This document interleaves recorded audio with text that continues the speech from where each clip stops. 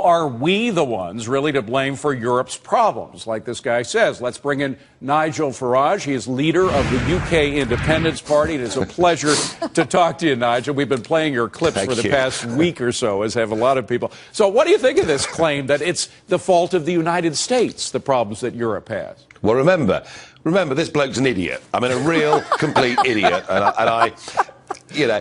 I forgot to tell you, he's also a communist, because when he was a student, it's a twofer. He was actually a supporter. No, I'm not joking. He was a supporter of Chairman Mao, which is just about the most extreme form of communism that exists. So the guy is a deluded idiot. I do my best in the European Parliament to try and point this out to the world, but he, in this very short little statement, has now proved everything I've been saying about him for the last 8 or 9 years to be completely true. Look, we all know that under that Clinton period, with Greenspan in charge of the Fed, some big mistakes were made in terms of banking, and some of those illnesses did spread to other countries, including Europe. But the reason the euro is in the state it's in is they've put together a completely artificial currency with countries that never fitted together.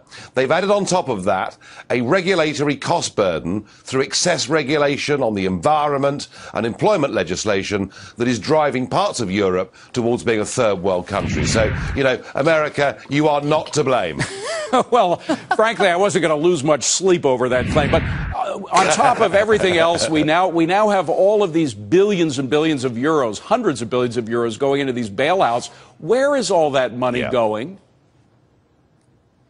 Well, what it's doing effectively is it kind of goes straight through the governments and straight back to the banks from the member states who've given the money in the first place. And it's very odd. I mean, in the case of Spain, the only buyers of Spanish bonds are Spanish banks. And so the European Commission and European Central Bank give money to Spanish banks to buy Spanish government debt. I mean, listen, the whole thing's a giant Ponzi scheme, isn't it? It's the same money that's circulating round and round and round, and at the end of the day, this whole thing is going bust. Well, it's a Ponzi scheme, but instead of private investors being the victims, it's taxpayers, because taxpayers are footing the bill for these bailouts, which, as you say, only bail out the bondholders, which are the banks. So once again, it's the middle-class taxpayer that's bailing out the millionaires, correct? Yes, it is, and that's why we're seeing the beginnings of a real democratic revolution taking place across the north of Europe. Just 18 months ago in Finland, a very conservative country in every way, a very new political party headed up by a friend of mine nearly won the general election.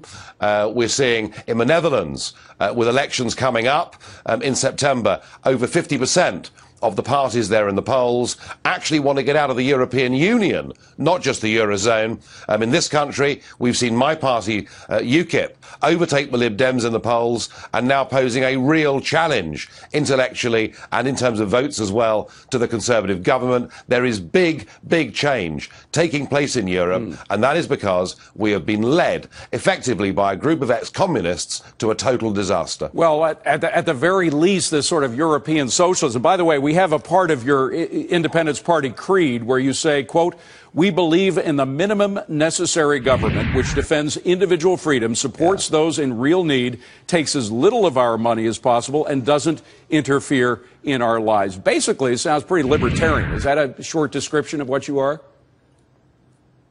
Completely and utterly. In fact, when I finish this interview, I'll go away and I'll drink a toast to that, because, that's what we're after. And listen, all the evidence is, I mean, what we saw over here in our time zone over the course of the last 50 years was something called the Soviet Union, that believed in central management, that believed parliamentary democracy didn't matter, that believed well-educated bureaucrats knew better than we, the poor peasants, how best our lives should be led. And we saw the Soviet Union crash and burn economically, democratically, and in every other way.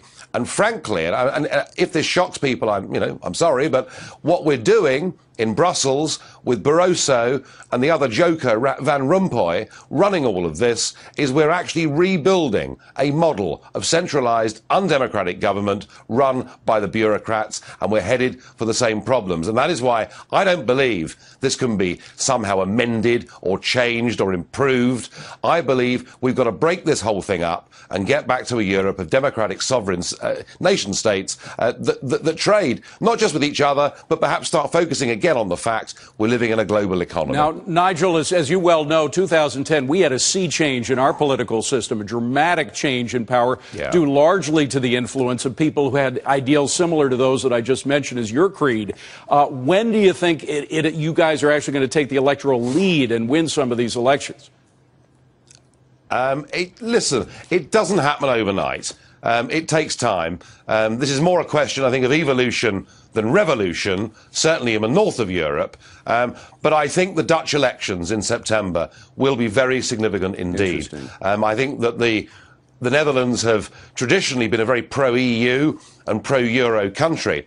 And now hard-working Dutch people are saying, look, why should we sign a blank cheque in perpetuity to go on bailing out Greece, not just once, but twice, and now we're told today there could be a third bailout coming very soon. And people are saying, we're not against the Greeks, we don't wish these people any harm, but surely better to recognise that Greece should just leave the euro, devalue, and fight our way back to competitiveness. So I think September is going to be a very important moment. Watch those Dutch elections. Nigel Farage, please come back and see us again, Nigel. It's a pleasure talking to you. Appreciate you being here. The United Kingdom Independence Party leader. Appreciate it, Nigel.